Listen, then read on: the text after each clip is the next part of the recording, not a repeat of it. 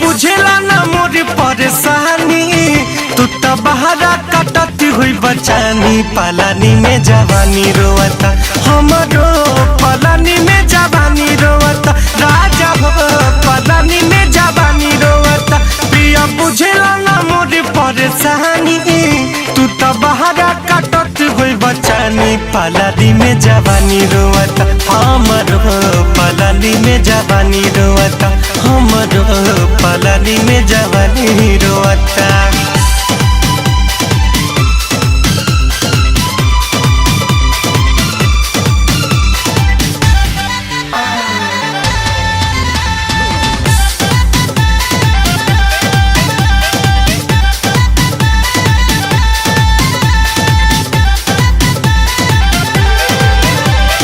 विरह वियोग के रोग लगा के बस गईला परदेश में। कटे न रतिया बढ़ल विपतिया, बहुत बहानी कलेश में।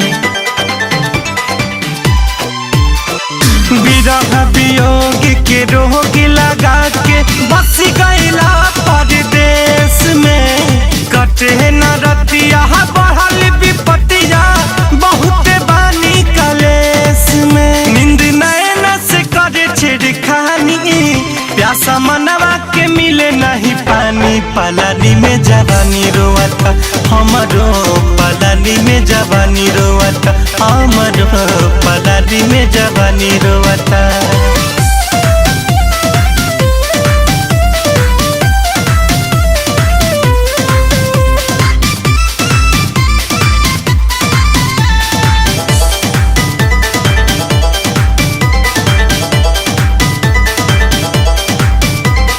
बिहू की के बिंदिया रुए, सोरह सिंगार बेकार भइल। सवती जैसन लागे से जरिया, तन के गहना भारी भइल। बिहू की के रोवे बिंदिया, सोरह सिंगार बेकार भइल। सवती जैसन लागे से जरिया, तन के गहना भारी भइल।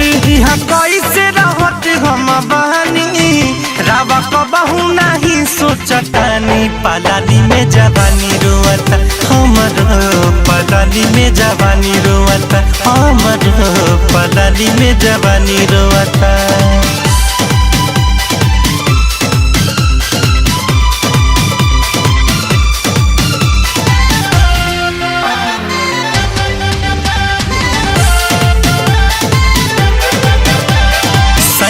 रितेश सावट पकवनो लागता है झुरा गईला।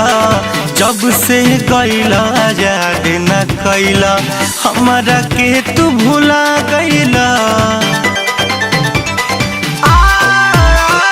रितेश आशीष सावट पकवनो लागता है झुरा गईला। जब से गईला याद न कैला, हमारा के तू भुला गईला। मुन्ना मोहित से कही देले बहानी, मोए दुखवा के अपन कहानी। पलानी में जवानी रोवता हमरो, पलानी में जवानी रोवता हमरो।